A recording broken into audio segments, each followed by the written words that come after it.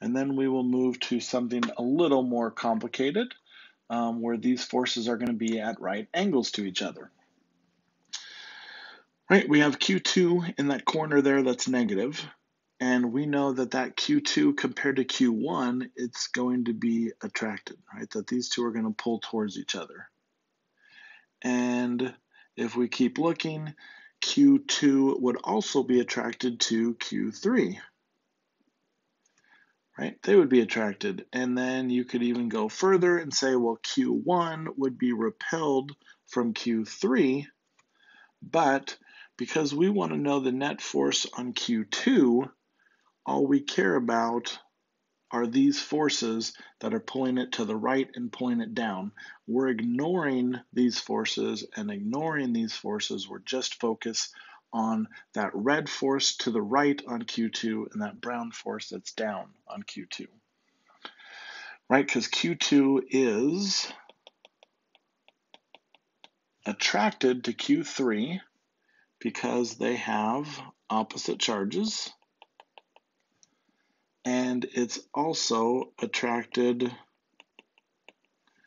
to Q1 because they also have opposite charges, right? We don't really care about force 1, 3 that are repelling. We just care about those two forces that we were talking about. Notice that the charges are given down here. So it says our first step, right, is to solve for those two forces. So let's say we're going to find force 1, 2, which I said I did in brown. So, right, force 1, 2 is K, Q1, Q2 over the distance between those squared.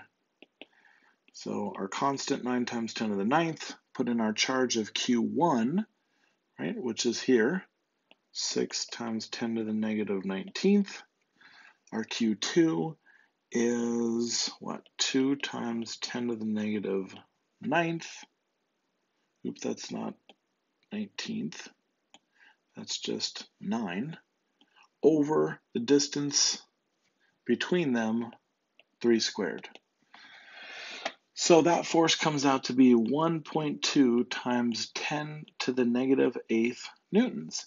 And because we're just concerned with what it's doing to Q2, it is pulling Q2 down towards Q1. So now we're going to look at that other force, right? We're going to look at the forces between Q2 again, but also how does it interact with 3? So we're going to put in our charge of Q2, but now how it's interacting with Q3, which is 5 times 10 to the negative 9th, and the distance between charge 2 and 3, which is 4 meters. Make sure you square that. That gives us 5.625 times 10 to the negative 9th newtons. And because we're just worried about what it does to Q2, because it's attracted to Q3, right? Q2 is pulled to the right.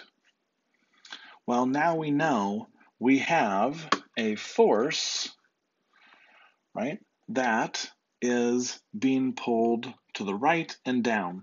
We know that to the right, this force is 5.625 times 10 to the negative 19th. Oops, 9th. I don't know why I keep adding a 19th.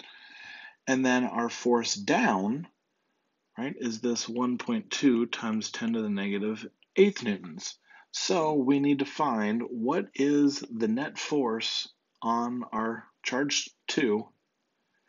And because we're looking for the net force, right, if we were to just find FQ2, that would give us the magnitude, but we would have to find the direction, which means we'd have to find the angle.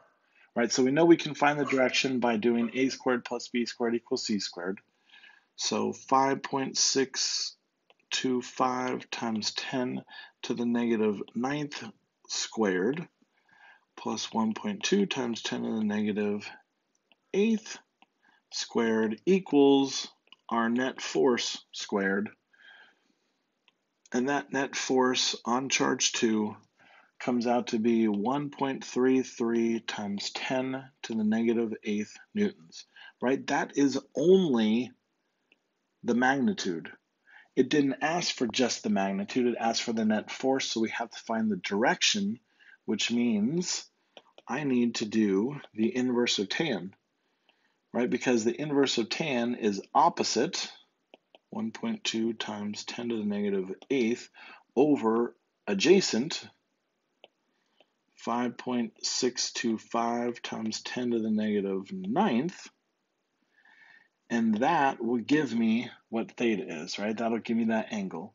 And so the angle equals 64.89 degrees.